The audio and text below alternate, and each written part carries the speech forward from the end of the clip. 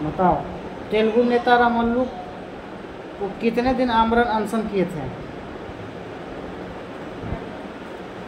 56 दिन किए थे। रामल्लू को मृत्यु कब हुआ था? 15 दिसंबर 1952 को। फजल अली समिति कौन कौन थे? फजल अली समिति में कौन कौन थे शामिल? फजल अली समिति में फजल अली, कुंजरू और पनीकर। फजल अली समिति कब बनाया गया? अक्टूबर 1953 में। कब? अक्टूबर 1953। रिपोर्ट कब सौंपा गया? 1956 में। इस रिपोर्ट ने भाषा के आधार पर राज्यों का गठन को मंजूरी दे दी। क्वेश्चन पूछेगा कि किस रिपोर्ट ने भारत राज्यों के गठन को मंजूरी दिया था? फजल अली समिति। कौन? 1953। एक आंध्र प्रदेश का गठन कब हुआ? 1 अक्टूबर 1953 को आंध्र प्रदेश का गठन हुआ। भाषा के आधार पर आंध्र प्रदेश गठित होने वाला पहला राज्य था। राज्य पुनर्गठन आयोग कब हुआ?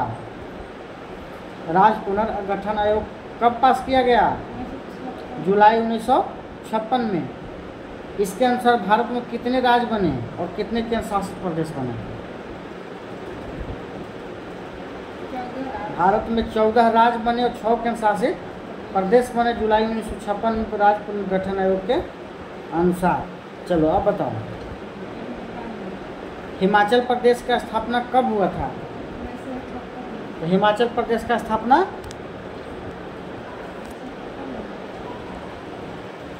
25 जनवरी 1971। उत्तराखंड का स्थापना कब हुआ था? 9 नवंबर 2000 को। और हरियाणा का स्थापना कब हुआ था? हरियाणा का स्थापना कब हुआ था? 1 नवंबर 1966 को हरियाणा का स्थापना हुआ था। सिक्किम का स्थापना 1975 में, जो कि सह राज्य बना था 1974 में, और पूर्ण रूप से राज्य बनाया गया 1975 में। और झारखंड 15 नवंबर 2000। 15 नवंबर याद रखना है। छत्तीसगढ़ 1 नवंबर 2000। छत्तीसगढ़ को कब बनाया गया? 1 नवंबर 2000। छत्तीसगढ़, उत्तराखंड, झारखंड 2000 ईस्वी में। और सबसे पहले बनाया गया छत्तीसगढ़ को 1 नवंबर को, उत्तराखंड को 9 नवंबर को, झारखंड को 15 नवंबर। 1-9-15। महाराष्ट्र को 1 मई 1960 को। गुजरात को कब राज्य बनाया गया? 1 मई 1900। गुजरात महाराष्ट्र दोनों बगल में है। गुजरात और महाराष्ट्र को एक साथ बनाया गया था, इसीलिए इसी को दोनों का 1960 होगा। इससे याद रखना है। गोवा को 30 मई 1987 को। आंध्र प्रदेश तो पहला बना था 1 अक्टूबर 1953 को। तेलंगाना कब बना? 2 जून 2014। नागालैंड का गठन कब हुआ था? नागालैंड का गठन कब हुआ? नागालैंड का गठन 1 दिसंबर 1963 को हुआ। कब?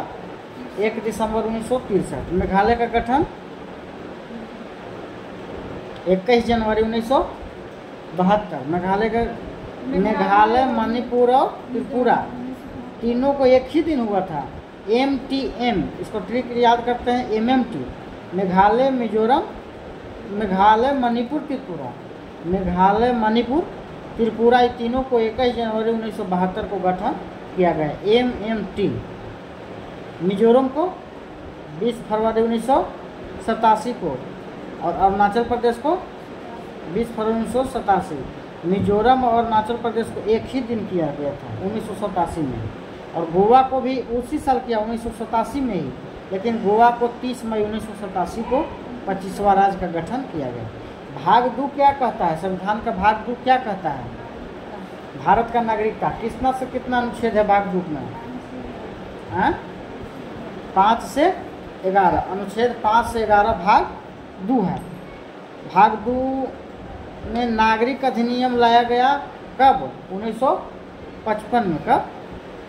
भारत में नागरिकता प्राप्त करने की कितनी विधियां हैं? 5 विधि है। कितना? भारत में नागरिकता प्राप्त करने की 5 विधियां हैं।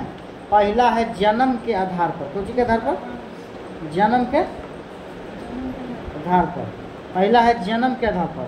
तो भारत में जन्मे सभी बच्चे जिनकी माता पिता का नागरिक हो, मतलब जो भारत में जो बच्चा जन्म लिया उसको भारत का नागरिकता मिल जाएगा, इस जन्म के आधार पर। दूसरा है वंश के आधार पर। किसके आधार पर? वंश के आधार पर। जैसे विदेश में जन्म लेने वाले बच्चे जिनके माता पिता या दोनों में से कोई एक भारत का अगर नागरिक है तो विदेश में भी जन्म लेने वाला बच्चा भी भारत का नागरिक हो जाए, क्योंकि माता पिता भारत में है। तीसरा है पंजीकरण। इस विधि द्वारा नागरिकता प्राप्त करने के लिए व्यक्ति को 7 साल लगातार भारत में रहना होगा। अगर कहीं का भी हो कोई व्यक्ति, अगर 7 साल तक भारत में रहता है तो उसका नागरिकता मिल जाएगा। चौथा है देशीकरण। कौन सी है? भारत सरकार से देशीकरण का प्रमाण पत्र प्राप्त कर भारत की नागरिकता प्राप्त की जा सकती है। पांचवा है अर्जित भूमि। कौन? किसी विदेशी राज्य को भारत में मिला लेने पर वहाँ के लोग को स्वतः भारत की नागरिकता प्राप्त हो जाती है। किसी भी विदेशी को, मान लो कि पाकिस्तान को मिला लिए भारत में, तो भारत के पाकिस्तान के जितने भी लोग हैं सबको अपने आप क्या हो गया? भारत का नागरिकता प्राप्त हुआ। ये अर्जित भूमि की नागरिकता है। अब बताओ भारतीय नागरिकता का अंत कितने प्रकार से? 5 प्रकार से तो भारत का नागरिकता हम ले सकते हैं, लेकिन कितने प्रकार से भारत का नागरिकता खत्म कर सकते हैं? बताओ। हाँ, कितने? 3 तरह से। पहला है नागरिकता का परित्याग कर देंगे, उसको दे देंगे नागरिकता। दूसरा है कि किसी अन्य देश की नागरिकता लेने पर भारत की स्वयं खत्म हो जाएगी नागरिकता, क्योंकि भारत का एकल नागरिकता है। तीसरा है सरकार द्वारा नागरिकता छीनने पर, अगर सरकार छीन लेगी तो खत्म। नागरिकता संबंधी नियम कानून कौन बनाता है? बहुत इंपॉर्टेंट क्वेश्चन। नागरिकता का संबंधित नियम कानून कौन बनाता है? तो संसद नियम बनाता है। भारत में कैसा नागरिकता का प्रावधान है? भारतीय नागरिकता अधिनियम कब, किस पर आधारित है? 1955 पर आधारित है। कब? अब बताओ। अनुच्छेद 5 क्या है? भाग 2 का अनुच्छेद है ना 5। 5 क्या कहता है? अनुच्छेद 5 हमको बताता है कि संविधान प्रारंभ में दी गई नागरिकता जो उस समय भारत के अंदर थी। जब संविधान शुरुआत हुआ तो जिस समय संविधान का शुरुआत हुआ उस समय भारत के अंदर जितने व्यक्ति हैं उस सबको नागरिकता मिल गया, वो अनुच्छेद 5 बताता है। अनुच्छेद 6 क्या कहता है? पाकिस्तान से जो भी भारत आए थे, जब संविधान बन रहा था उस समय अगर पाकिस्तान से अगर जो भारत आए थे तो उनका नागरिकता स्वयं मिल गया, लेकिन अगर संविधान बनने के बाद भारत आए तो उनको नागरिकता नहीं मिलेगी। अनुच्छेद 6 कहता है। अनुच्छेद 7 क्या कहता है? अनुच्छेद 7 कहता है कि स्वतंत्रता के बाद भारत से पाकिस्तान चले गए ऐसे व्यक्ति जो संविधान बनाने से पहले लौट आए तो उन्हें नागरिकता दी जाएगी। स्वतंत्रता के बाद भारत से, मतलब स्वतंत्र हुआ भारत 1947 में, कुछ लोग पाकिस्तान चले गए, लेकिन जब ही संविधान बना 1950 में तो संविधान बनने से पहले ही कुछ लोग जो चले गए थे वो आ गए, तो उनका नागरिकता खत्म नहीं होगी। अनुच्छेद 7 कहता है। बताओ अनुच्छेद 8 क्या कहता है?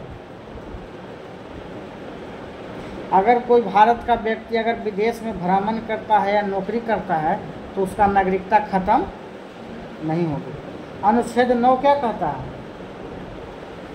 विदेशी नागरिक लेने पर भारत की नागरिकता समाप्त हो जाएगी।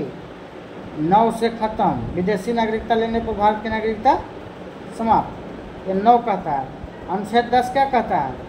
भारत की नागरिकता बनी रहेगी तब तक जब तक कि कोई देश विरोधी कार्य नहीं करेगा। कोई अगर देश विरोधी कार्य नहीं करेगा तब तो भारत के संविधान की नागरिकता बनी रहेगी।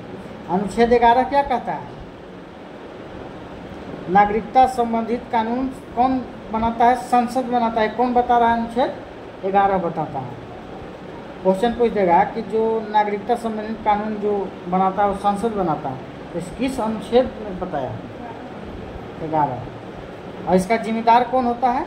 गृह मंत्रालय। कौन होता है? गृह मंत्रालय।